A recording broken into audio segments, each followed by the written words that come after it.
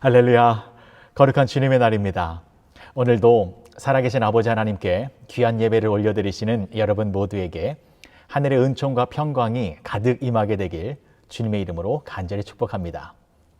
오늘 함께 보실 하나님의 말씀은 사무엘상 3장 15절에서 18절까지의 말씀입니다.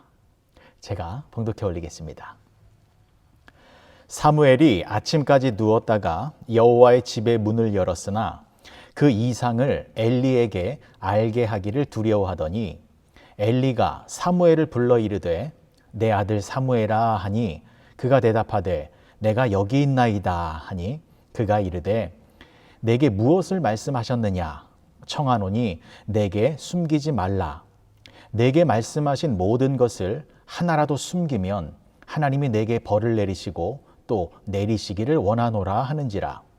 사무엘이 그것을 그에게 자세히 말하고 조금도 숨기지 아니하니 그가 이르되 이는 여호와시니 선하신 대로 하실 것이니라 하니라. 아멘. 지난주에는 사무엘상 1장의 내용을 중심으로 한나의 기도에 대해서 살펴보았는데 오늘은 사무엘과 엘리 제사장 가족의 모습을 비교해 보려고 합니다. 사무엘과 엘리 제사장 가족이 어떤 차이점이 있는지를 살펴보아서 21세기를 살아가고 있는 우리가 어떠한 모습으로 신앙생활을 해야만 하는지 다시금 점검하고 새롭게 다짐하는 귀한 시간이 되어지길 간절히 소망합니다.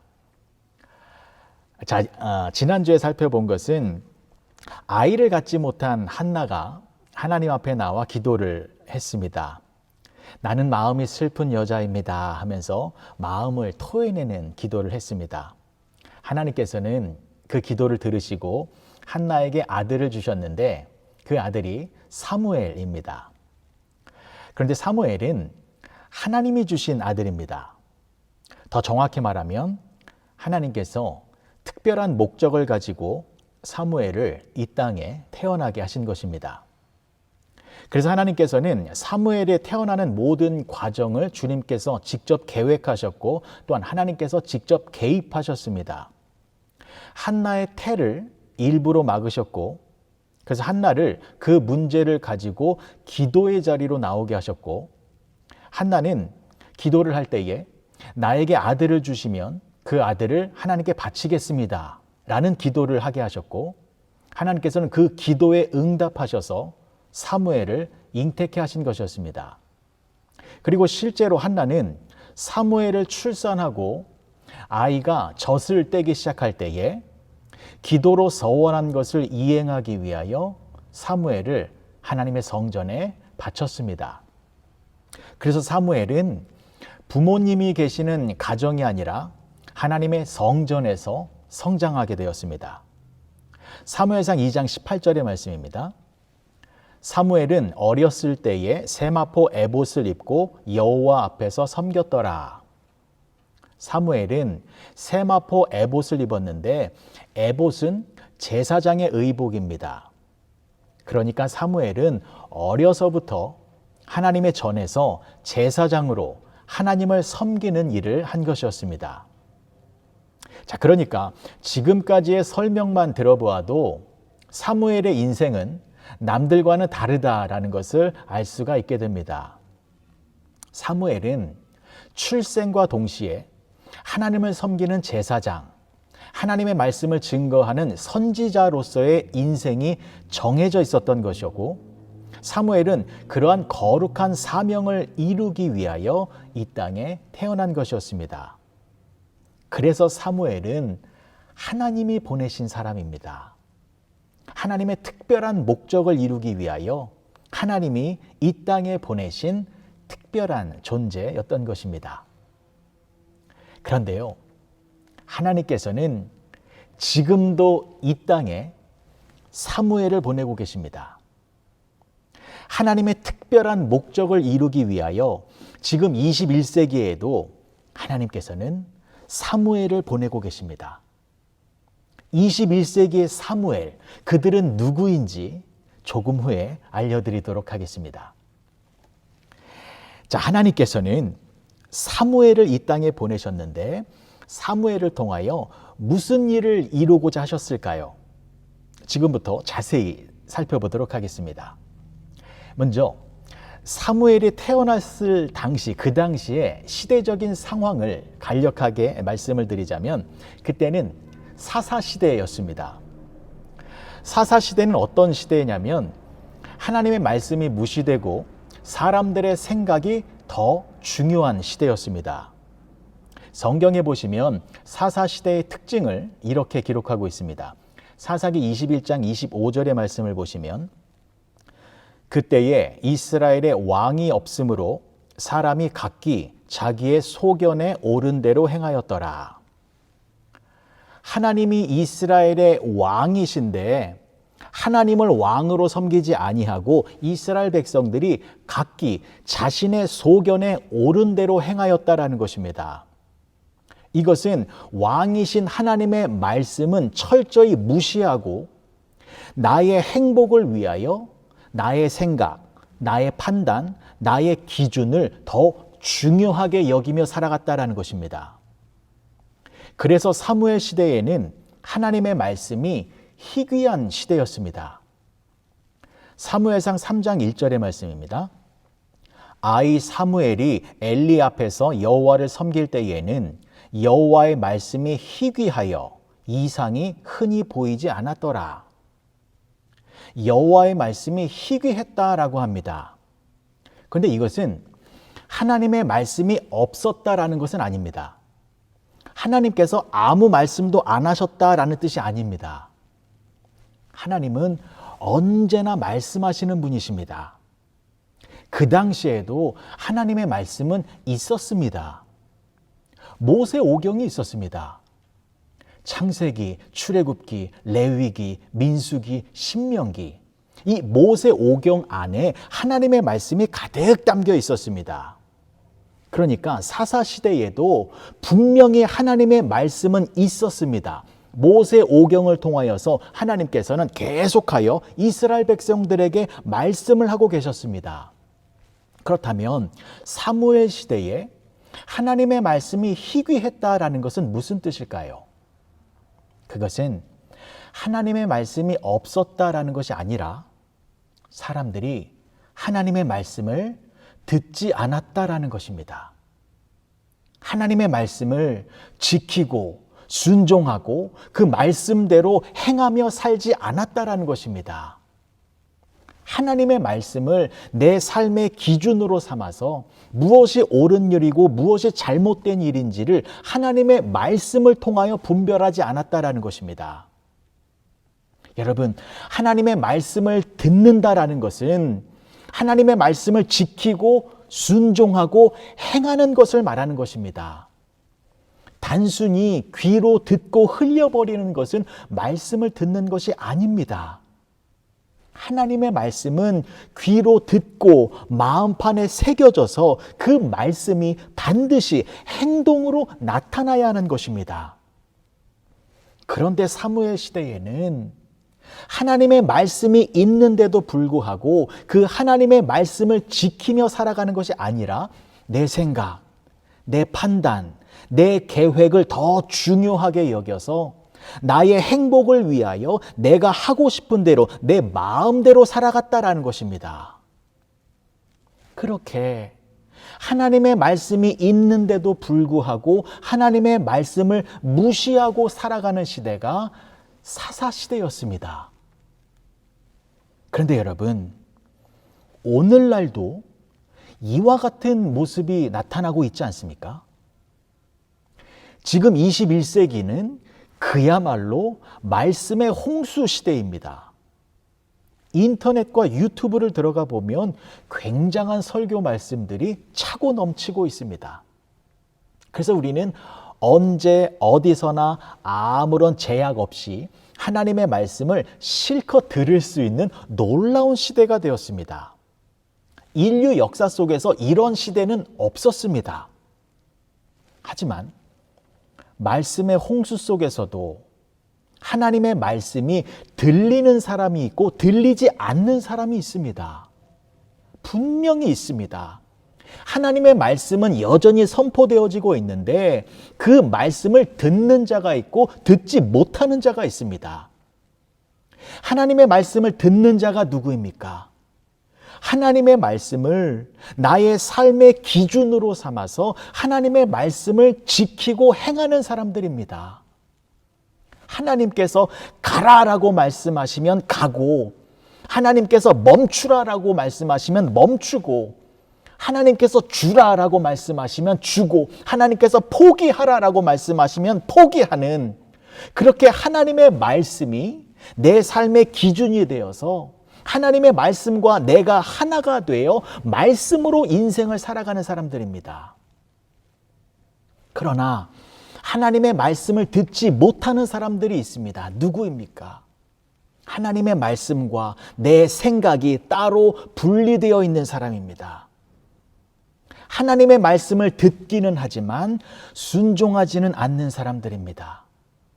하나님의 말씀을 귀로만 듣고 내 생각과 마음 속에는 여전히 나의 욕심과 계획과 야망이 더 커서 결국에는 내 소견에 오른 대로, 나 하고 싶은 대로, 내 마음대로 행하는 사람들입니다. 사랑하는 윌튼교회 성도 여러분, 하나님의 말씀이 홍수처럼 넘치는 귀한 시대에 우리가 살아가고 있습니다. 이 은혜의 시대 속에서 하나님의 말씀이 여러분들의 인생을 이끌고 가는, 그래서 하나님의 말씀을 지키고 순종하고 하나님의 말씀대로 행하며 살아가시는 복된 주의 백성들이 되어지시길 주님의 이름으로 간절히 축복합니다. 하나님의 말씀이 있는데도 불구하고 그 하나님의 말씀을 듣지 아니하고 하나님의 말씀보다 내 생각, 내 욕심, 내 계획을 더 귀하게 생각하면 그러한 인생은 결국에는 멸망으로 끝나게 됩니다. 그것을 보여주기 위하여 엘리 제사장과 두 아들이 등장하는 것입니다. 엘리 제사장에게 두 아들이 있었습니다. 홈니와 비느하스입니다. 모두가 제사장입니다. 여러분, 제사장 어떤 사람들입니까? 제사를 통하여 하나님과 사람을 중보하는 거룩한 직분자들입니다. 때문에 제사장들은 그 누구보다 하나님의 말씀을 철저히 지키며 그 말씀대로 행하는 자들이어야만 했습니다. 그런데 엘리 제사장과 두 아들은 하나님의 말씀을 무시하고 순종하지 않은 채 자신들의 행복을 위하여 자기 마음대로 행하고 있었습니다. 먼저 엘리 제사장의 모습을 보시겠습니다. 한나가 애통한 심정을 가지고 하나님께 기도하기 위하여 하나님의 전에 왔을 때 엘리 제사장이 어떻게 하고 있었는지 보시기 바랍니다. 사무엘상 1장 9절의 말씀입니다. 그들이 실로에서 먹고 마신 후에 한나가 일어나니 그때의 제사장 엘리는 여호와의 전 문설주 곁 의자에 앉아 있었더라. 엘리 제사장이 여호와의 전 문설주 곁에서 의자에 앉아 있었습니다. 의자에서 편안하게 눌러 앉아 있었다라는 것입니다. 그런데 여러분, 의자는 성전 기구가 아닙니다. 하나님의 성전에 있어야 할 물건 중에서 의자는 없습니다. 출애굽기를 통하여 하나님께서 분명히 말씀해 주셨습니다. 성소에서는 어떠한 물건들이 있어야 하고 성소에서는 어떠한 일들을 해야만 하는지 구체적으로 말씀해 주셨습니다. 그래서 제사장들은 그 하나님의 말씀을 지키고 순종하기 위해서는 언제나 서서 일을 해야만 했습니다. 백성들이 들고 온 재물을 죽이고 각을 뜨고 기름을 발라내고 태우는 일들은 서서 하는 일들입니다. 그런데 하루 종일 서서 일하는 것 굉장히 힘든 일이잖아요. 고단하고 피곤하고 어려운 일입니다. 그래서 엘리 제사장은 하나님의 말씀보다 자신의 편안함을 위하여 의자를 준비해서 그곳에 앉아 있었던 것이었습니다. 이 모습은 굉장히 상징적인 모습입니다. 이 모습은 하나님의 말씀이 분명히 있는데도 불구하고 그 말씀을 무시한 채 자신의 행복이 더 중요해서 자기 마음대로 행하고 있는 모습입니다. 그런데 그 엘리 제사장이 어디에서 죽었습니까? 그 의자에서 죽었습니다. 사무엘상 4장 18절의 말씀입니다. 하나님의 궤를 말할 때에 엘리가 자기 의자에서 뒤로 넘어져 문 곁에서 목이 부러져 죽었으니 나이가 많고 비대한 까닭이라. 그가 이스라엘의 사사가 된 지 40년이었더라. 엘리 제사장이 그 의자에 앉아 있다가 넘어져서 목이 부러져서 죽었습니다. 왜 목이 부러져서 죽었습니까? 성경에 보면 나이가 많고 비대한 까닭이라라고 나와 있습니다. 그러니까 너무 뚱뚱해서 그 몸의 무게를 이기지 못해 목이 부러진 것이었습니다. 그런데 제사장은 몸이 뚱뚱해질 수가 없습니다.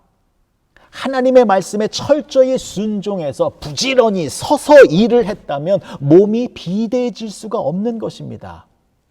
하지만 하나님의 말씀을 무시하고 나의 편안함이 더 중요해서 의자에 앉아 있으면 뚱뚱해지는 것입니다. 그런데 그 비만이 결국 멸망의 원인이 된 것이었습니다. 여러분들도 한번 확인해 보시기 바랍니다. 내가 지금 피곤함과 고단함을 이겨내면서 부지런히 하나님의 말씀에 순종하고 있는지, 아니면 신앙생활하는 것이 너무 피곤하고 힘들어서 이제는 좀 편안하게 살기 위하여 의자에 앉아 계신 것은 아닌지 냉정하게 점검해 보시기 바랍니다. 만약 슬쩍 의자를 준비하셨다거나 잠시 의자에 앉아 계시다면 지금 당장 일어나시기 바랍니다. 그리고 다시 하나님의 말씀에 순종하기 위하여 힘써서 일을 하시기 바랍니다. 물론 힘들지요. 고단한 것 맞습니다. 하나님의 말씀에 순종하는 것, 때로는 정말 감당하기 힘들 만큼 어려울 때가 많이 있습니다. 하지만 그래서 가치 있는 것입니다. 누구나 할 수 있는 일이 아닙니다. 하나님의 말씀에 순종하며 살아가는 것은 하나님의 제사장으로 택함을 받은 우리들만이 할 수 있는 거룩한 일인 것입니다. 때문에 나태함과 게으름의 의자를 없애버리고 부지런히 하나님의 말씀에 순종하며 살아가시는 복된 윌튼교회 성도님들이 되어지시길 간절히 축복합니다.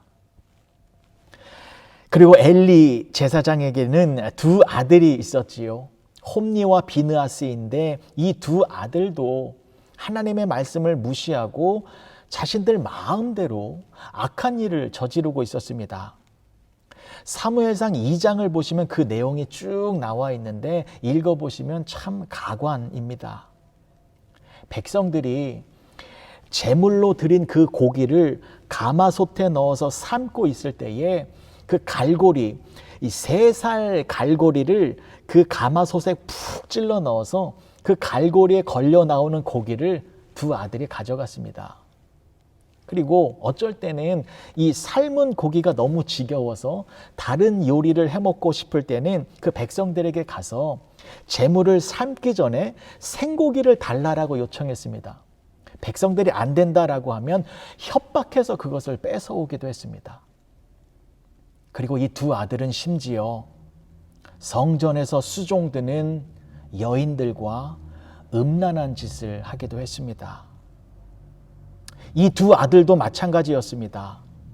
제사장들은 제사를 지낼 때에 어떻게 해야 하는지, 백성들의 재물은 어떻게 처리해야 하는지, 하나님의 성전에서 어떠한 행동을 해야만 하는지 하나님께서는 모세 오경을 통하여 분명히 말씀해 주셨는데도 불구하고 홈리와 비느하스는 그 하나님의 말씀을 무시한 채 자신들의 행복과 자신들의 만족과 자신들의 기쁨을 위하여 하나님의 말씀이 아니라 자신들의 소견대로, 내 의견대로, 내 멋대로 행동한 것이었습니다.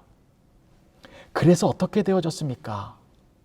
홈리와 비느하스가 블레셋과의 전쟁에서 죽임을 당했습니다.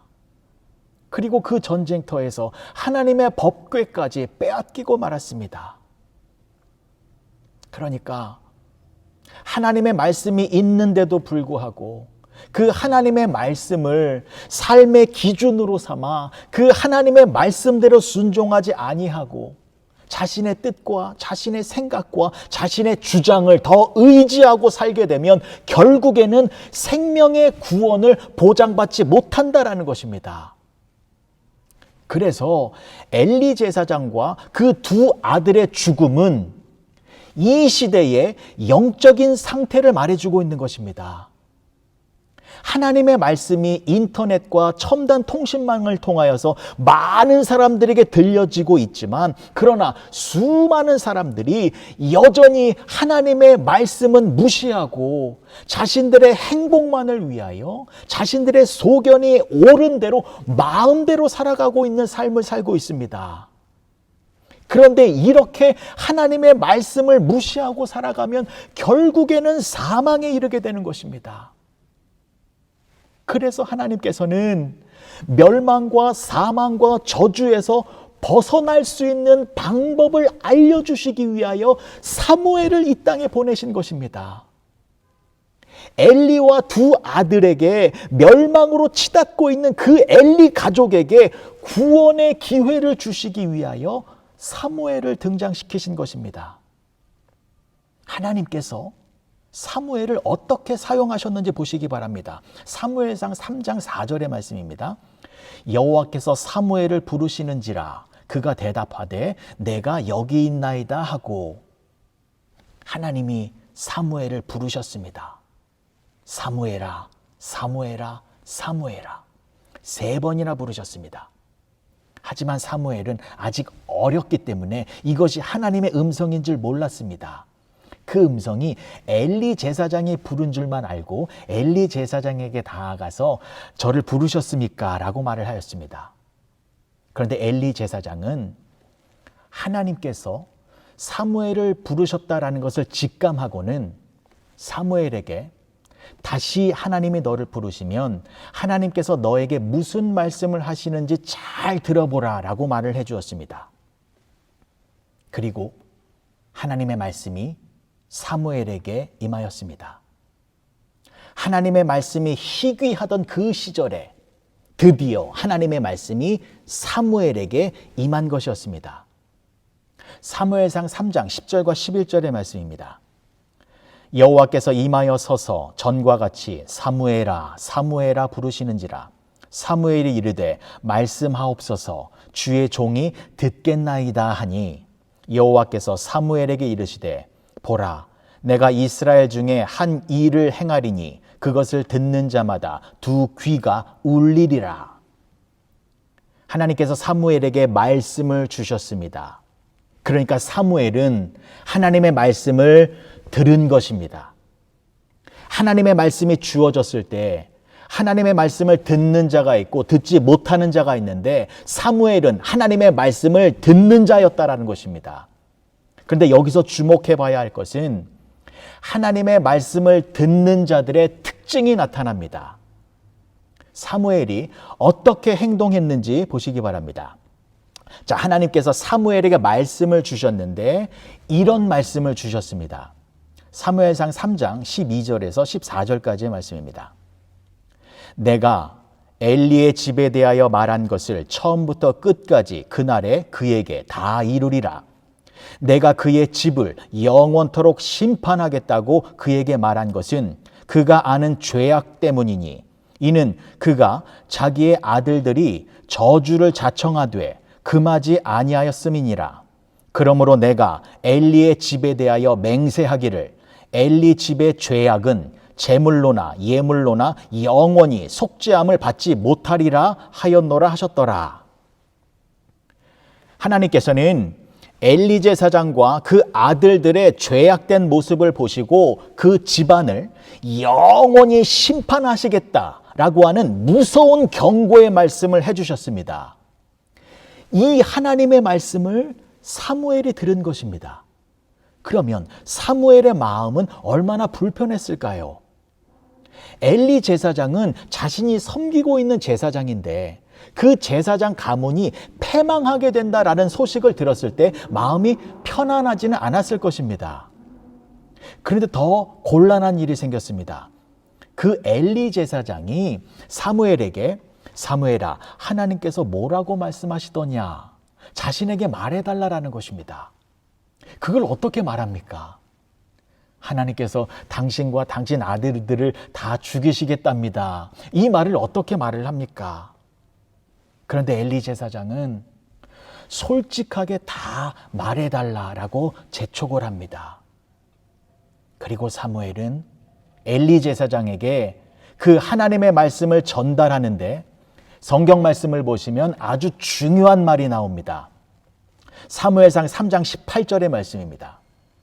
사무엘이 그것을 그에게 자세히 말하고 조금도 숨기지 아니하니 그가 이르되 이는 여호와시니 선하신 대로 하실 것이니라 하니라. 사무엘이 하나님의 말씀을 어떻게 전해 주었습니까? 자세히 말하고 조금도 숨기지 아니하니. 이것이 중요한 말입니다. 하나님의 말씀을 자세히 말하고 조금도 숨기지 않았다라는 것입니다. 이것이 하나님의 말씀을 듣고 하나님의 말씀에 순종하며 하나님의 뜻을 이루는 사람들의 전형적인 모습입니다. 사무엘은 엘리 제사장에게 당신과 당신 아들이 멸망하게 될 것입니다 라고 하는 이 하나님의 말씀을 조금도 숨기지 아니하고 자세하게 말을 해 주었습니다.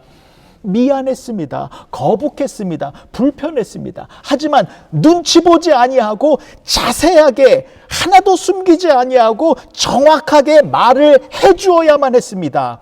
왜요? 이 무서운 말을 해 주어야 엘리와 두 아들이 정신을 차릴 수 있기 때문입니다. 하나님의 말씀과 예언은 반드시 이루어지는 것인데 엘리 제사장에 대한 그 하나님의 무서운 심판의 예언도 반드시 성취될 것이기 때문에 이 말을 듣고 빨리 회개하여 다시 하나님 앞에 거룩한 사람으로 돌아오라고, 그래야 죽음의 심판을 면할 수 있다라고 하는 그러한 간절한 사랑의 마음을 가지고 하나님의 예언의 말씀을 조금도 숨기지 아니하고 자세히 알려준 것이었습니다. 사무엘은 엘리 제사장이 죽는 것을 원하지 않았습니다. 엘리 제사장과 두 아들이 구원을 얻기를 바라는 마음이 간절하였습니다. 그래서 하나님의 심판의 내용을 눈치 보지 아니하고 조금도 숨기지 아니하고 담대하게 외친 것입니다. 이것을 듣고 깨우치라고, 듣고 깨달아서 회개하여 다시 하나님 앞에 돌아오라고. 또한 이것은 하나님의 마음이었습니다. 엘리 제사장과 그 아들들이 아무리 큰 죄를 지었어도 너희들 그러면 안 된다. 계속 그렇게 죄를 짓고 있으면 영원한 멸망에 처할 것이다. 그러니 빨리 회개하고 그 악한 행실에서 벗어나라. 이 사랑의 메시지를 전달해 주기 위하여 하나님께서는 사무엘을 보내신 것이었습니다.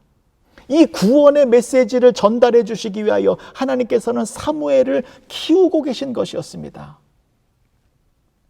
그러니까 하나님의 말씀이 희귀하여서 아무도 하나님의 말씀을 듣지 못하고 하나님의 말씀을 무시하고 자신들이 원하는 삶을 삶으로 말미암아 멸망의 길로 달려가고 있을 때에 하나님께서는 하나님의 말씀을 듣고 그 말씀을 정확하게 전달하는 사람들을 이 땅에 보내시고 계시는 것입니다. 이유가 무엇입니까? 그 심판의 무서운 내용을 듣고 악한 길에서 떠나 회개하고 돌이켜서 다시 하나님께 돌아오게 하기 위하여, 생명의 길로 다시 돌아오게 하기 위하여, 구원의 길로 다시 돌아오게 하기 위하여 하나님의 말씀을 자세히 선포하는 사람들을 하나님께서는 계속 이 땅에 보내고 계시는 것입니다. 지금도 하나님께서는 이 땅에 그러한 사무엘을 보내고 계시는 것입니다. 사무엘이 어떤 사람입니까? 하나님의 예언의 말씀을 조금도 숨기지 아니하고 눈치 보지 아니하고 자세히 선포하는 사람들입니다. 그렇다면 지금 이 시대의 사무엘은 누구입니까? 저와 여러분들입니다. 예수님을 믿어 하나님의 자녀가 되어진 우리가 21세기의 사무엘입니다. 우리가 하나님의 말씀을 듣고 그 하나님의 예언의 말씀을 그대로 전달해야만 하는 사람들입니다. 그래야만 죽어가는 세상의 사람들이 구원과 회복의 길을 깨닫고 그 길로 다시 돌아올 수 있게 되기 때문입니다. 예수님을 믿어 구원을 얻은 우리들은 성령 하나님께서 우리와 함께하고 계십니다. 그래서 저와 여러분들은 예언자들입니다. 사도행전 2장 16절과 17절의 말씀입니다. 이는 곧 선지자 요엘을 통하여 말씀하신 것이니 일러스되 하나님이 말씀하시기를 말세에 내가 내 영을 모든 육체에 부어주리니 너희의 자녀들은 예언할 것이요 너희의 젊은이들은 환상을 보고 너희의 늙은이들은 꿈을 꾸리라. 우리가 하나님의 영으로 말미암아 예언자가 되었다라는 것입니다. 저와 여러분들이 예언자입니다. 그렇다면 한 가지 질문을 드리겠습니다. 여러분, 예언하실 수 있으십니까? 지금 여러분들의 입에서 예언의 말이 나오고 있습니까? 저는 어떨 것 같습니까? 저는 예언자가 맞습니다. 저는 하루에도 몇 번씩 이 입에서 예언을 하고 있습니다. 저뿐만이 아니라 저희 가정에 있는 아이들도, 제 아들과 딸도 예언을 합니다. 아주 정확하게 예언을 합니다. 근데 여러분, 예언 무엇입니까? 앞으로 되어질 일을 미리 말하는 것입니다. 앞으로 반드시 발생하게 될 일을 미리 말해주는 것입니다. 그렇다면 이 세상에서 가장 정확한 예언은 무엇입니까? 예수님을 믿어야 구원을 얻는다. 이것이 예언입니다. 예수님을 믿어야 나의 죄가 깨끗하게 씻김을 받아 거룩하고 의로운 자가 되어진다라는 것, 예수님을 믿어야 부활의 영원한 생명을 얻게 되어진다라는 것, 이 복음을 말하는 것이 예언입니다. 반대로 예수님을 믿지 않으면 영원한 멸망과 사망에 이르게 된다라는 것, 이 심판의 내용을 말하는 것이 예언입니다. 앞으로 멋진 남자와 결혼하게 될 것입니다. 앞으로 돈을 많이 벌게 될 것입니다. 앞으로 병을 낫게 될 것입니다. 이런 것들은 점집에서 무당들이나 하는 소리입니다. 예언은 예수님을 말하는 것입니다. 예언은 예수님을 눈치 보지 아니하고 말하는 것입니다. 예언은 예수님을 숨기지 아니하고 자세히 말하는 것입니다. 예언은 예수님만을 힘차게 강조하는 것입니다. 이 예언의 말씀을 선포해야 죽어가는 사람들에게 회개의 기회를 주며 거듭남의 기회를 주며 새 생명을 얻을 수 있는 축복의 기회를 주게 되는 것입니다.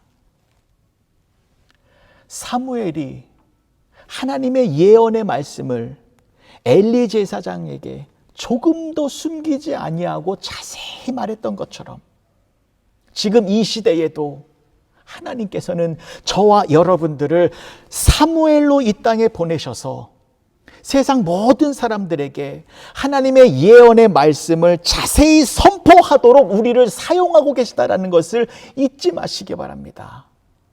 우리가 하나님의 복음의 심판의 내용을 말해 주어야 죽어가는 사람들을 살릴 수 있게 되는 것입니다. 사랑하는 윌튼교회 성도 여러분, 여러분들이 21세기의 사무엘입니다. 여러분들이 복음의 예언을 하지 않으면 세상 사람들은 자기들의 소견에 옳은 대로 살아가며 결국에는 멸망의 종국을 맞게 될 것입니다. 여러분들이 입을 여셔야 합니다. 여러분들이 예언을 하셔야 합니다. 사무엘처럼 눈치 보지 아니하고 조금도 숨기지 아니하고 자세하게 예언을 해야 합니다. 예수님을 말씀하셔야 합니다. 복음을 선포하셔야 합니다. 그럴 때에 여러분들을 통하여 하나님의 크신 뜻과 계획이 이 땅에 이루어져 하나님의 나라가 확장되어지는 것입니다. 21세기 사무엘이신 여러분들만이 갖고 있는 그 사명을 잘 감당하시는 복된 윌튼교회 성도님들이 되어주시길 주님의 이름으로 간절히 축복합니다. 기도하시겠습니다. 좋으신 아버지 하나님, 은혜를 감사합니다. 하나님의 말씀이 있는데도 불구하고 하나님의 말씀대로 살아가는 것이 아니라 내 행복이 더 중요해서 내 생각과 내 의견과 내 마음대로 살아가는 이러한 영적인 혼돈과 무질서 속에서 우리가 살고 있습니다. 이러한 시대적 상황 속에서 하나님께서는 우리를 사무엘로 이 땅에 보내셨습니다. 사무엘처럼 우리도 입을 열어 하나님의 예언의 말씀을 담대하게 선포하기 원합니다. 예수님을 조금도 숨김없이 자세히 증거하는 능력의 예언자들이 되어서 우리를 통하여 복음이 증거되어 죽어가는 영혼들에게 새로운 구원의 은혜가 넘치는 그러한 복된 삶을 살아가는 우리 모두가 되게 하여 주시옵소서. 예수님의 이름으로 기도합니다. 아멘.